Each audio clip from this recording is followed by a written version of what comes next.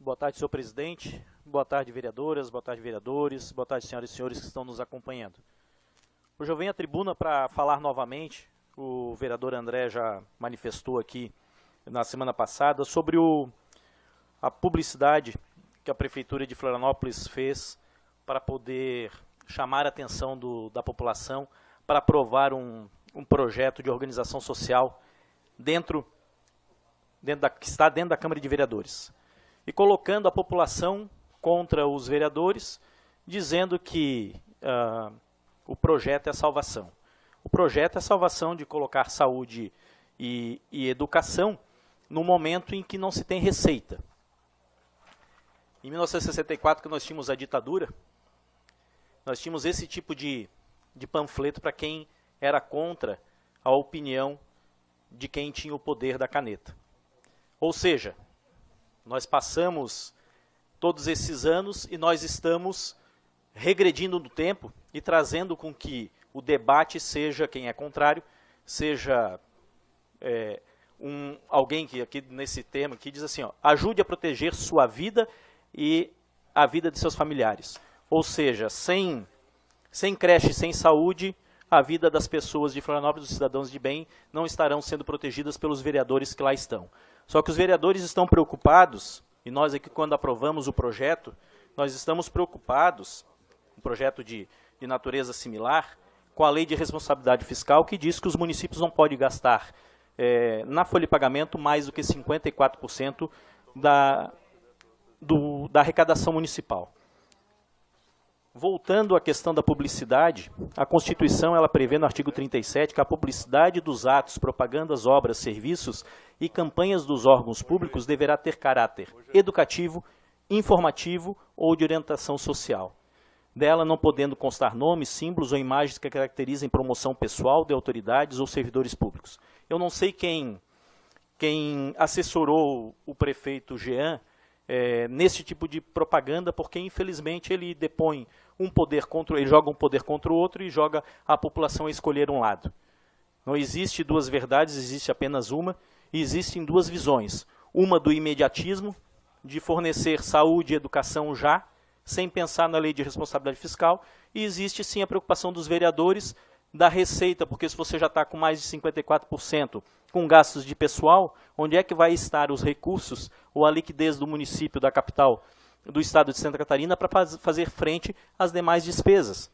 Aqui em São José, nós estamos vivendo com uma única UPA uma situação dessa, semelhante. Nós aprovamos aqui a organização social, nós já estávamos no limite prudencial, nós estamos hoje com recursos do município, pagando o custeio da UPA, que é a necessidade da população, só que não se aumentou uma porta. Quando se abriu a UPA na Forquilinha, o regional, no dia seguinte, já entrou em reforma da emergência e fechou a porta da emergência, no intuito de melhorar o atendimento. Então, se deslocou a demanda que o regional estava pegando para a UPA da Forquilinha, com o recurso municipal. No dia seguinte, era para que o governo do estado fornecesse, viesse com aporte de quase R$500 mil para o custeio da UPA. A prefeita Adeliana esteve, semana passada, no Ministério da Saúde, tentando buscar o recurso que no dia da inauguração o ministro da Saúde prometeu via ligação pelo deputado Esperidião Amin, que botou em linha com a prefeita. Então os recursos não vieram nem do Estado, nem do governo federal, e o município está pagando essa conta com uma única UPA. Você pensa que no governo municipal ali da capital, ele quer contratar mais de 700 servidores por organização social, quem é que vai pagar essa conta? Onde é que vai ficar o recurso? Onde é que vai ficar o recurso para o investimento? Onde é que vai ficar o recurso para a manutenção do dia a dia da população? Porque a cidade ela tem um crescimento vegetativo enorme. E esse crescimento ele demanda manutenções sempre crescente. Ou você evolui, o vereador Moacir é servidor de Florianópolis e deve estar também preocupado. Então, a assessoria do prefeito jogando a Câmara de Vereadores contra a população, ou a população contra a Câmara de Vereadores, no mínimo vai trazer um desgaste político para a capital do estado, para os políticos dali, e eu aqui como político na cidade vizinha, eu fico perplexo com essa conduta política.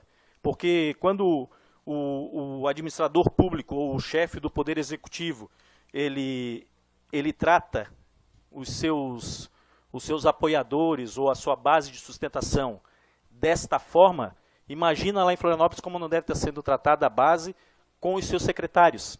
De que forma? No mínimo com ironia e desrespeito, porque lá eu acho que a base, se tinha alguma base de sustentação ao governo, deve estar hoje em processo de desestruturação. E aí eu vou mais. Se o chefe manda os seus interlocutores trabalharem com esse tipo de diálogo, ele vai ficar sozinho. E estando sozinho, a população vai perder.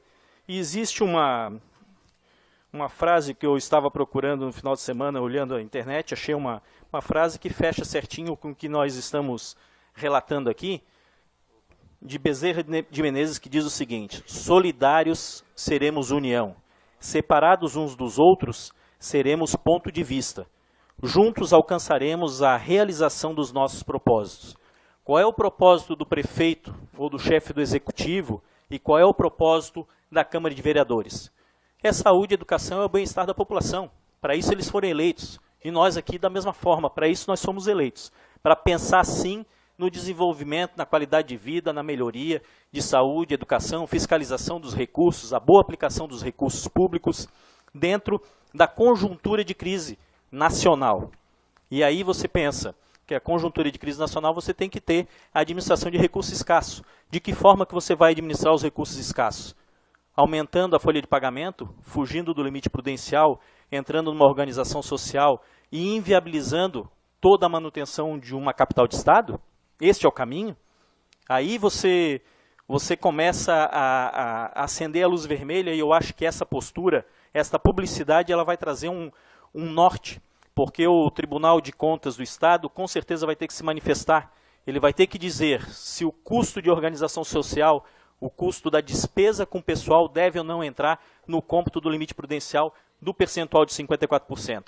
Porque estão levando a consideração que você pode chegar a 100%, você tem aí de 54% a 100%, você tem 46% de recurso para aplicar em outras áreas.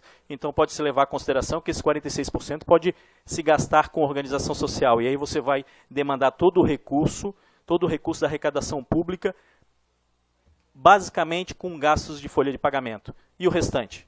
E aí você não tem medicamento, você não tem manutenção, você não tem infraestrutura, você não tem o desenvolvimento que a cidade precisa. Quem que tinha me pedido a parte primeiro? Vereador André, pois não, pode ir.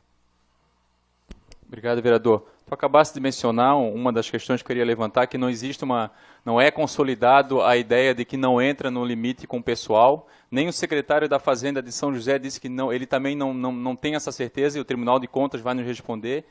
E a segunda questão, só como curiosidade, na sexta-feira, um jornal aqui de São José, né, que bom que estão investindo no jornal de São José, mas que tinha essa mesma propaganda que custou R$6.000 para ele fazer essa propaganda, que nada mais é do que estelionato político que ele quer conseguir aprovar lá na Câmara. Obrigado.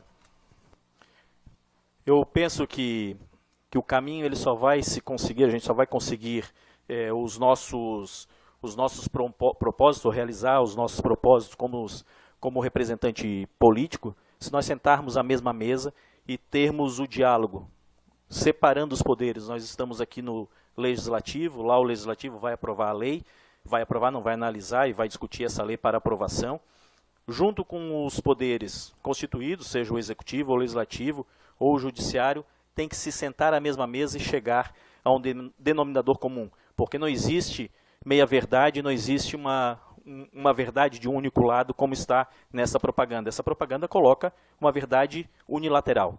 Mas existe o ponto de vista do Executivo, o ponto de vista dos legisladores que defendem o contrário à questão da aprovação desse projeto, e existe o ponto final, que é o quê?